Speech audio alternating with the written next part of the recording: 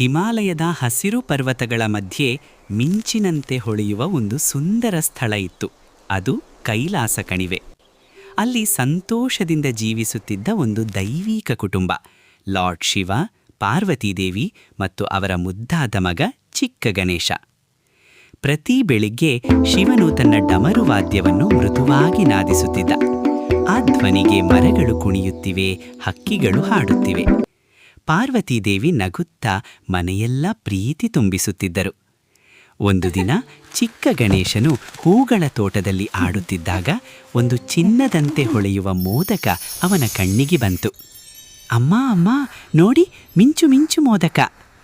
ಪಾರ್ವತಿ ನಗುತ್ತಾ ಹೇಳಿದರು, ಮಗನೇ, ಅದು ಮಾಯಾ ಮೋದಕ. ಶುದ್ಧ ಹೃದಯವಿದ್ದವರಿಗೆ ಮಾತ್ರ ಸಿಗುತ್ತದೆ. ಗಣೇಶನು ಮುಂದೆ ಹೋದಾಗ ಆ ಮೋದಕ ಹಾರುತ್ತಾ ದೂರ ಸರಿಯಿತು. ಹೂಗಳ ಮೇಲೆ ಜಿಗಿಯುತ್ತಾ, ಕಲ್ಲುಗಳ ಮೇಲೆ ತೇಲುತ್ತಾ, ನೀರಿನ ಹರಿವನ್ನು ದಾಟುತ್ತಾ ಹೋಗಿತು. ಭಯಪಡಬೇಡ ಕಂದ, ಶಿವನು ಮುದ್ದಾಗಿ ಹೇಳಿದರು. ತಮ್ಮ ತ್ರಿಶೂಲವನ್ನು ಮೃದುವಾಗಿ ತಿರುಗಿಸಿದಾಗ ಗಾಳಿಯೊಂದು ಗಣೇಶನನ್ನು ಮೋಡದಂತೆ ಎತ್ತಿಕೊಂಡು ಸಾಗಿಸಿತು. ಮೂವರು ನಗುತ್ತಾ ಆಟಾಡುತ್ತಾ ಆ ಮೋದಕವನ್ನು ಹಿಂಬಾಲಿಸಿದರು.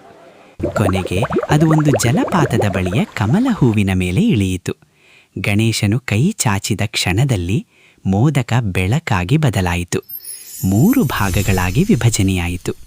ಒಂದು ಗಣೇಶನಿಗೆ, ಒಂದು ಪಾರ್ವತಿಗೆ, ಒಂದು ಶಿವನಿಗೆ. ಮೂವರು ಒಟ್ಟಾಗಿ ಕುಳಿತು ತಿನ್ನುತ್ತಾ ನಗಿದರು. ಕೈಲಾಸ ಕಣಿವೆ ಬೆಳಕಿನಿಂದ ಕೊಂಬಿತು.